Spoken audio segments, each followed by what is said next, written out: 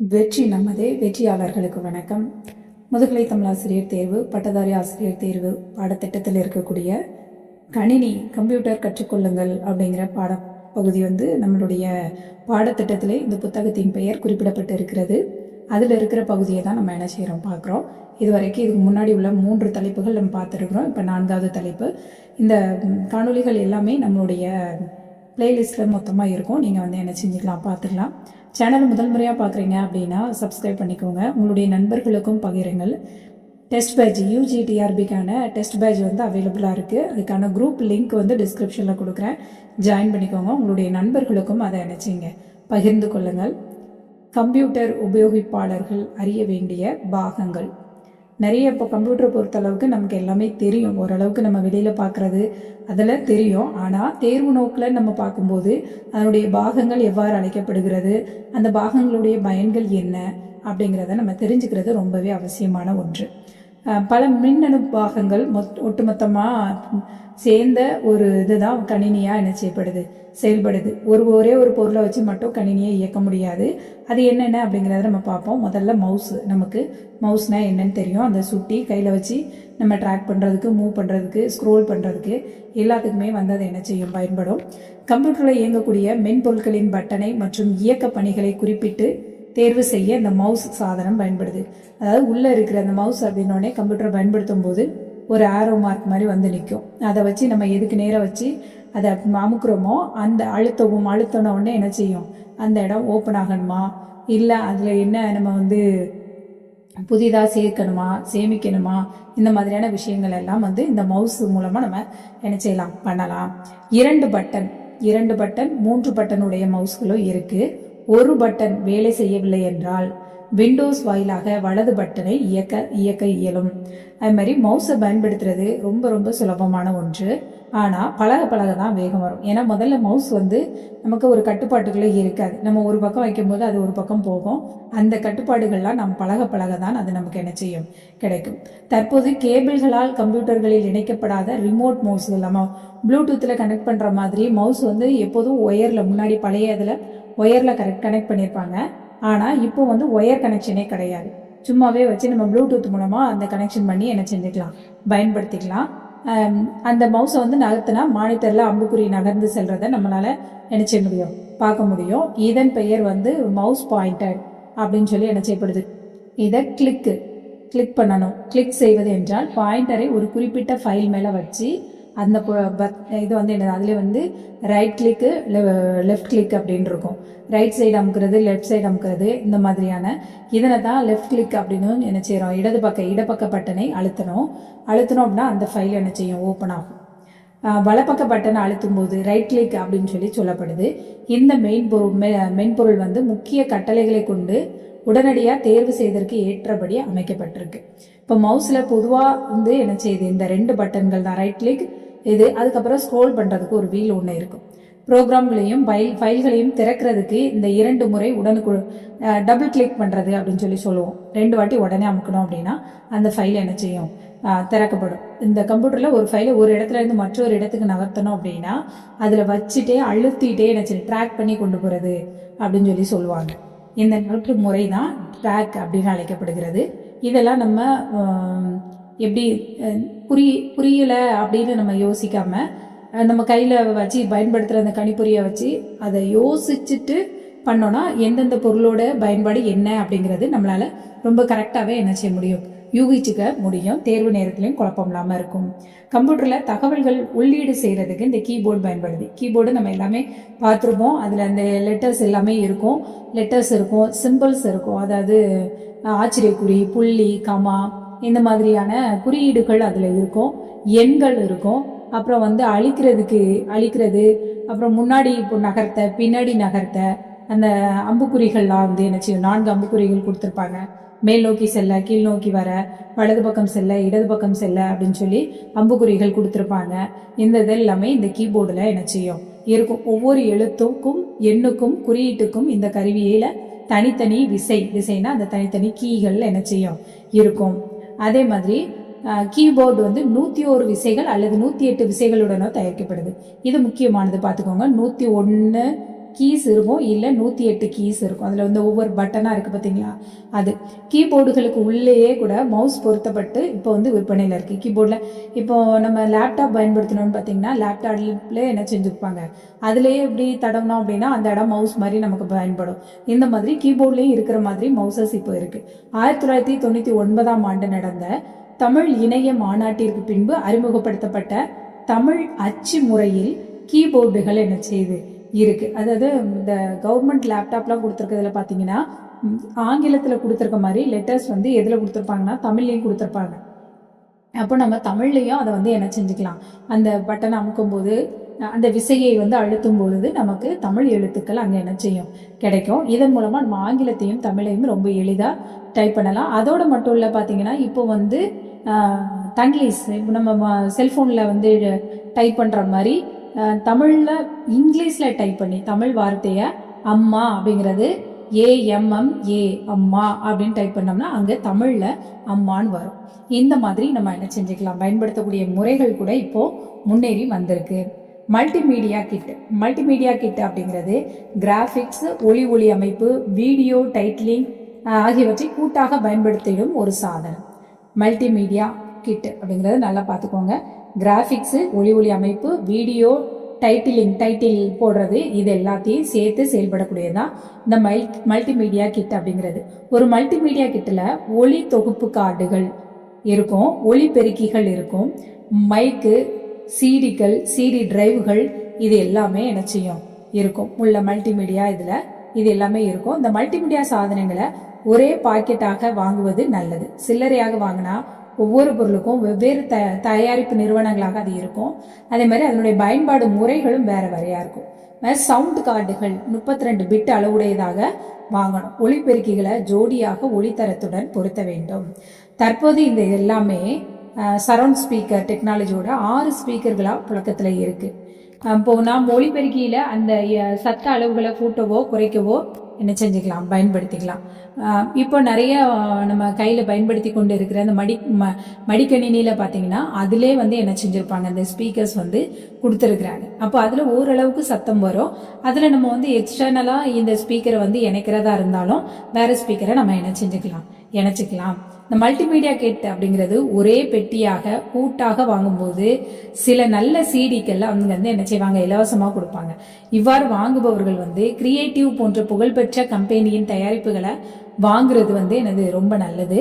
இதோட நாம் ஹெட்ஃபோனை கூடுதலாக வாங்கிக்கிட்டோம் அப்படின்னா காதில் சொருகி பாட்டு கேட்கறது ரொம்ப எளிதாக நிச்சயம் இருக்கும். கம்ப்யூட்டர் கேம் பிரியவர்கள் பிறருக்கு தொல்லை இல்லாமல் அந்த ஹெட்ஃபோனை மாட்டிக்கிட்டு கேம் விளாடுறதா இருந்தாலும் என்ன செஞ்சுக்கலாம், வாங்கிக்கலாம். அப்புறம் ஏஜிபி கார்டுகள், கம்ப்யூட்டர் திரையில மினுமினுக்கும் கிராபிக்ஸ்களின் வண்ண திறன் இந்த ஏஜிபி கார்டின் படைப்பு தான். இவன் வந்து கம்ப்யூட்டர் மானிட்டருக்கு மதர் போர்டுக்கும் பாலமா உள்ளது. இந்த ஏஜிபி கார்டுகள்ல மெமரி ஜிப்புகள் இருக்கு.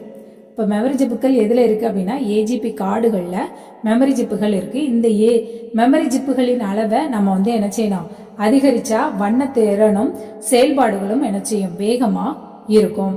அடுத்து பார்த்தோம் அப்படின்னா இதில் கம்ப்யூட்டரில் வந்து மோடம். இந்த மோடம் அப்படின்னா என்னன்னு பார்த்தீங்கன்னா நம்ம லேப்டாப் இந்த இணையம் பயன்படுத்துறதுக்கு கணிப்பொறியில் வந்து என்ன செய்யறது, தனியாக பொருத்துறது, சிம்மு போட்டு அதை அப்படியே பொருத்திக்கிறது. இப்போ தான் நமக்கு வந்து ஈத்தர்நெட்டு இதெல்லாம் வந்திருக்கு. அதுக்கு முன்னாடி வந்து இந்த மோடம் தான் அதிகமாக பயன்படுத்தப்பட்டது. கம்ப்யூட்டரில் இன்டர்நெட், இமெயில் வசதியை வேண்டுபவர்கள் கட்டாயம் இந்த மோடத்தை வாங்கணும். மோடத்தை கம்ப்யூட்டருக்கு உள்ளேயோ அல்லது வெளியோ பொருத்தி கொள்ளலாம். எதுலனா நம்ம வந்து சிபியூவில் என்ன செய்வாங்க, பொருத்துவாங்க. இந்த மோடத்தை பொருத்தி அதன் மூலமாக நெட்டு கனெக்ட் பண்ணி பயன்படுத்திக்கிட்டு இருப்பாங்க. இப்போ மோடம் வந்து அதிக அளவில் பயன்பாட்டில் இல்லை. மொத்தமே ஒய்ஃபை அப்படிங்கிறதுல ஒய்ஃபை, ப்ளூடூத் கனெக்ஷன் இதில் வந்து நம்ம என்ன செய்யறோம், ஹாட்ஸ்பாட் மூலமாக இப்போ நெட்டை வந்து கனெக்ட் பண்ணிக்கிறோம். ஒய்ஃபை கனெக்ஷனுக்குமே நம்ம வந்து என்ன செய்யணும், ஒரு ஒய்ஃபை அடாப்டர் ஒன்று பொருத்தணும். இப்போ தேவையில்லைன்னா மோடம் வாங்க வேண்டிய அவசியம், நமக்கு இன்டர்நெட் வேண்டாம்னா மோடம் நம்ம என்ன செய்ய வேண்டியதில்லை, வாங்க வேண்டியதில்லை. அதுபோல் கம்ப்யூட்டருக்கு வெளியே பொருத்தக்கூடிய மோடத்தை வாங்குவது நல்லது. இன்டர்நெட் தகவல்கள் எந்த வேகத்தில் மோடம் பரிமாற்றம் செய்கிறதோ அந்த அளவிற்கு ஏற்றபடி விலையும் அளவும் என்ன செய்யுது, மாறுபடுது. தற்போது 56 kbps மோடங்கள் அதிக அளவில் விற்பனை செய்யப்படுது. மோடம் வாங்கும்போது பேக்ஸ் அனுப்பும் வசதி உள்ளதா அப்படின்னு விசாரிச்சு வாங்கினா அது நமக்கு ரொம்ப நல்லது. ஃபேக்ஸ் அனுப்பக்கூடிய வசதி அதுல இருக்கான்னு கேட்கறது. ஆனா இப்ப எல்லாமே நமக்கு நெட்டே வேற மாதிரி மாறிட்டு இது வந்து கொஞ்சம் முன்னாடி உள்ளது அப்படிங்கிறதுனால இந்த மோடம் பத்தின செய்தி கொடுத்துருக்குறாங்க. ஆனா நம்ம தேர்வு நோக்கில் படிக்கும் போது இந்த மோடத்தை பற்றி தெரிந்து கொள்வது நல்லது. அப்புறம் மாதிரி கேபினெட்னா motherboard, processor, AGP card, CD drive, floppy drive, ROM memory, இது எல்லாத்தையும் பொருத்தி உள்ளடக்க பயன்படும் பெட்டி தான் கேபினெட் அப்படின்னு சொல்லப்படுது. இந்த கேபினெட்டுடன் மின்சார மாற்றி SMS சாதனமும் இணைக்கப்பட்டு வரும். இந்த சாதனம் மூலம் கணிப்பொறிக்கு மின்சாரம் என்ன செய்யப்படுது, கொடுக்கப்படுகிறது.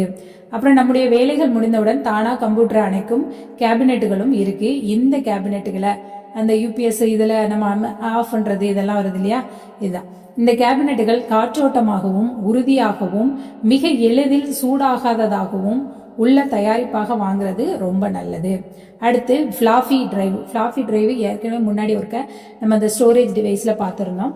கம்ப்யூட்டர்ல உள்ள பதிவு செய்யப்பட்ட 144 MBகள் உள்ளப்பட்ட ஃபைல்கள் பதிவு செய்து ஒரு இடத்துல இருந்து எடுத்து செல்ல இந்த ஃபிளாஃபி டிரைவ் வந்து என்ன செய்து பயன்படுது. 144 வகையை தான் அந்த ஃபிளாஃபில அந்த 144 வகை தான் சிறந்து விளங்குகிறது. டியாக் கம்பெனி டிரைவுகளும் மதிப்பு அதிகம். ஃபிளாஃபி டிரைவ் மற்றும் சிடி டிரைவுகளுக்கு நாம் கம்ப்யூட்டர் வாங்கிய சில மாதங்கள்ல சுத்தம் செய்யும் சாதனத்தை வாங்கி வச்சுக்கிறது ரொம்ப நல்லது. அடுத்தது நம்ம பார்க்கறது PDA. அமெரிக்காவில் அனைவருடைய பாக்கெட்லயும் பார்த்தீங்கன்னா அந்த PDA கருவி இருக்கும். PDA கருவினா என்ன, பர்சனல் டிஜிட்டல் அசிஸ்டன்ட். இதுதான் தெளிவா பார்த்துக்கோங்க, பர்சனல் டிஜிட்டல் அசிஸ்டன்ட். தனி மனிதருடைய அன்றாட பணிகளை குறிக்க செயலாற்றிட இந்த கருவி ரொம்ப பயன்படுது. தனி மனிதர் அன்றாட பணிகள் குறிக்கவும் செயலாற்றிடவும் இந்த கருவி ரொம்ப பயன்படுது. முகவரி, தினசரி திட்டம், அதுக்கப்புறம் பட்டியல்கள், மெமோ, கேலண்டர், திட்டப்பட்டியல், செலவு பட்டியல், ரிப்போர்ட்டு, இது எல்லாத்தையும் இந்த மாதிரி குறிப்புகள் எல்லாம் அந்த அன்றாட பணியை செயல்படுத்திட இது பயன்படுது. இந்த அளவுல கால்குலேட்டர் அளவு உள்ளதால் இது வந்து எங்க வேணாலும் நம்ம எடுத்துட்டு போக முடியும். தற்போது கால்குலேட்டர் அளவு தான் இருக்கிறதுனால நம்மளால எங்க வேணாலும் என்ன செய்ய முடியும், எடுத்துட்டு போக முடியும். இப்போ வந்து செல்பேசிகளின் ஒரு இணைப்பாகவும் இந்த PDAக்கள் என்ன செய்யுது வந்துட்டு இருக்கு. தற்போதைய PDAக்கள்ல இணையம், மின்வஞ்சல் மற்றும் வானொலி வசதிகள் எல்லாமே இருக்கு. இது கம்ப்யூட்டரோட இணைத்து தகவல்களை நம்மளால என்ன செய்ய முடியும், பரிமாறிக்கொள்ள முடியும். அடுத்து ஜாய்ஸ்டிக், இது விளையாடுறதுக்கு பெரும்பாலும் பயன்படுது. இது கம்ப்யூட்டர் உள்ளீட்டு கருவி. கார் மற்றும் பஸ்களில் கியர் இருப்பது போல இந்த கருவி தோற்றமளிக்கும். இதை ஜாய்ஸ்டிக் உள்ளங்கையால் பிடித்து எந்த திசை நோக்கி வேண்டும்னாலும் நம்மளால திருப்ப முடியும். எந்த திசையில திருப்பினாலும் இதனுடைய கட்டுப்பாடு வசதிகளால் பலராலும் விரும்பப்படக்கூடிய ஒன்றாகும். முக்கியமா பார்த்தோன்னா இந்த கேம்ஸ் விளையாடக்கூடிய கேம்ஸ் பிரியர்களுக்கு இது ரொம்பவே பயன்படக்கூடியதா என்ன செய்யுது இருக்கு. இதன் உள்ள இருக்கக்கூடிய அந்த பட்டன்களை அழுத்தணும். சில ஜாய்ஸ்டிக்குகள்ல பல பட்டன்கள் இருக்கும். கீபோர்டு மூலம் கேம்ஸ் விளையாடுவதை விட இந்த ஜாய்ஸ்டிக் மூலம் விளையாடுறது ரொம்ப ஈஸியா நிச்சயம் இருக்கும். அடுத்து லைட் பென். மவுஸால் வரைய வேண்டிய பணிகள் சிலருக்கு அந்த மவுஸை வச்சு ட்ராக் பண்ணி வரைகிறது கஷ்டமா இருக்கும். அப்படி இருக்கும்போது இந்த பெண்ணை வச்சு நம்ம என்ன செஞ்சுக்கலாம், வரைந்து கொள்ளலாம். ஒரு குறிப்பிட்ட நுணுக்கமான புள்ளிய சுலபமா வேகமா வரைஞ்சிட இந்த பெண் வந்து என்ன செய்யும், ரொம்பவே இந்த லைட் பென் பயன்படுது. கிராபிக்ஸ் மற்றும் கேட் கேம் வரைகலை மையங்கள்ல இது பெரும்பாலும் பயன்படுது. கிராபிக்ஸுக்கு பயன்படுறது இந்த லைட் பென் சொல்லலாம். அதுக்கப்புறம் டிராக்கர் பால் அப்படிங்கிறது மவுஸின் அடிப்பகுதியில ஒரு பந்து போல இருக்கு. இது பந்து சுழலும் திசையை நோக்கி கர்சர் என்ன செய்யும், இப்போ 2 ரைட் கிளிக் லெஃப்ட் கிளிக்கு இடையில வந்து என்ன செய்யும், இந்த டிராக்கர் பால் என்ன செய்து இருக்குது. இது அங்கங்க சுழற்றுவதனால நம்மளால என்ன செய்ய முடியும், அங்கங்க மாத்துறது இதெல்லாம் பண்ண முடியும்.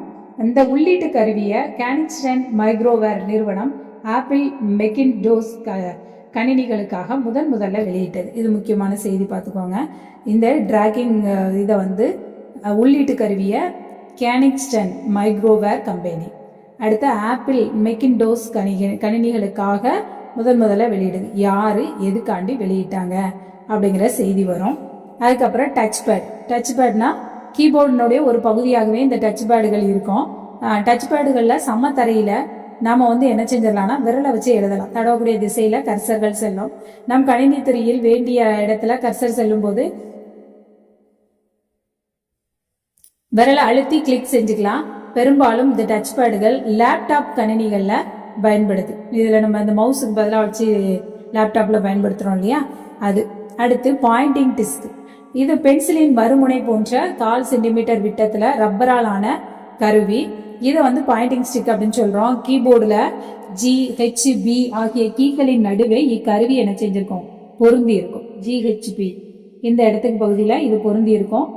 பிற உள்ளீடு கருவிகள் போல விரலால் அழுத்தியும் பயன்படுத்தலாம். இதை முதல்ல IBM நிறுவனம் தங்களுடைய திங்க் பேட் லேப்டாப்களுக்கு அறிமுகப்படுத்துறாங்க. IBM இதுல இருந்து பாயிண்ட் ஸ்டிக் அப்படிங்கிறத முதல்ல திங்க் பேட் லேப்டாப்காண்டி முதல்ல பயன்படுத்துறாங்க. அடுத்து MICR அப்படின்னா மேக்னெட்டிக் இங்க் கேரக்டர் ரெகனேஷன். இப்போ இதுல வந்து காகிதத்துல காந்த மையினால் அச்சடித்து படிக்கும் முறைய MICR அப்படின்னு சொல்லி என்ன செய்யறோம் சொல்றோம். பொதுவா இது வந்து எல்லா வங்கிகள்ல பயன்படுத்தப்படக்கூடிய ஒரு முறை. இந்த MICR அப்படிங்கிற எழுத்து முறை வங்கி எண், காசோலை எண், கணக்கு எண், இந்த காசோலைகளை MICR ஆக என்ன செய்து இருக்கு. அடுத்து பார்கோடு. துணி கடைகள், ஃபேன்சி ஸ்டோர்ஸ், மளிகை கடைகள் மற்றும் புத்தக கடை, இதுல எல்லாத்துலயுமே இந்த பார்கோடுகள் என்ன செய்ய வர ஆரம்பிக்கு. இந்த பார்கோடுகளை வந்து 10 இலக்க எண்ணின் அடிப்படையில நிலைப்படுத்தப்பட்டு விலை மற்றும் தயாரிப்பு எண்ணை கண்டுபிடிக்கும் முறையை எத்தனை இலக்கம்ங்கிறது தெளிவாக பார்த்துக்கோங்க. 10 இலக்கம். இதை வந்து எங்கே அனுப்புகிறாங்க, ஒவ்வொரு இதுலேருந்து நம்ம வந்து அந்த செய்திகளை தெரிஞ்சுக்கிறதுக்கு இந்த பார்கோடில் 10 எண்கள் இருக்கும். அதன் மூலமாக அதனுடைய தயாரிப்பு என்ன, அதனுடைய ரேட்டு இது எல்லாத்தையும் நம்ம தெரிஞ்சுக்கலாம். இப்போ ஒரு பொருளின் மீது ஸ்டிக்கர் போல ஒட்டி இருக்கும் லேபிள்களில் 10 இலக்க எண்கள் ஆப்டிக்கல் ரீடர் மூலமாக படித்து எலக்ட்ரானிக்ஸ் பல்ஸாக மாற்றிக்கொள்ளலாம். அடுத்து ஸ்டெபிளைசர், UPS. ஸ்டெபிளைசர் அதை வந்து இந்த கரண்டை வாங்கி அதுக்கு தகுந்த மாதிரி மாற்றி நமக்கு என்ன செய்யுது, கணிப்பொறிக்கு மாற்றக்கூடியது. வீட்டில் ஹை வோல்டேஜ் அல்லது லோ வோல்டேஜ் வந்தால் மின்சார பாதிப்பு இருக்கும். இந்த மின்சார பாதிப்புகள் கம்ப்யூட்டருக்கு நல்லது கிடையாது. திடீர்னு இறங்கவும் கூடாது, ஒரே அளவில் இருக்கணும் அப்படிங்கிறதுக்காக வேண்டி இந்த சில நேரங்களில் கம்ப்யூட்டர் சிப்புகளையும் பாகங்களையும் இந்த லோ வோல்டேஜ் ஹை வோல்டேஜ் வந்து பழுதடைய வச்சிடும். இதற்காக இந்த ஸ்டெபிளைசர் பொருத்திட்டோம் அப்படின்னா சீரான மின்சாரத்தை நம்ம பயன்படுத்திக்கலாம். ஸ்டெபிளைசருக்கு பதிலாக இப்போ UPS அப்படிங்கிறது வாங்குறது நல்லது. வீட்டில் ஒரு கம்ப்யூட்டரை வைத்திருக்கிறவங்க UPS செலவு அதிகமாக என்ன செய்யாது இருக்காது. ஆனால் UPS-ஐ பயன்படுத்தும் போது மின்சாரம் போனாலும் குறிப்பிட்ட நிமிடங்கள் வரை இந்த கம்ப்யூட்டர் செயல்படும். கொஞ்ச நேரம் அந்த கரண்டை வந்து உள்ளே வச்சுட்டு மின்கலம் பேட்டரி மாதிரி தான், சேவகம் மாதிரி தான் நடக்கும். அதனால கொஞ்ச நேரம் அது பயன்படக்கூடியதா இருக்கும். UPS-இன் விலை அதன் சக்தி மற்றும் மின்சாரம் போனவுடன் எவ்வளவு நிமிடங்கள் வேலை செய்ய வேண்டும் அப்படிங்கிறத பொறுத்து தான் அது, அதாவது அந்த பேட்டரியோட கெப்பாசிட்டியை பொறுத்து அதனுடைய விலை என்ன செய்யும் இருக்கும். இதற்கு அடுத்த பகுதியை நம்ம அடுத்த காணொலியில பார்க்கலாம். நன்றி.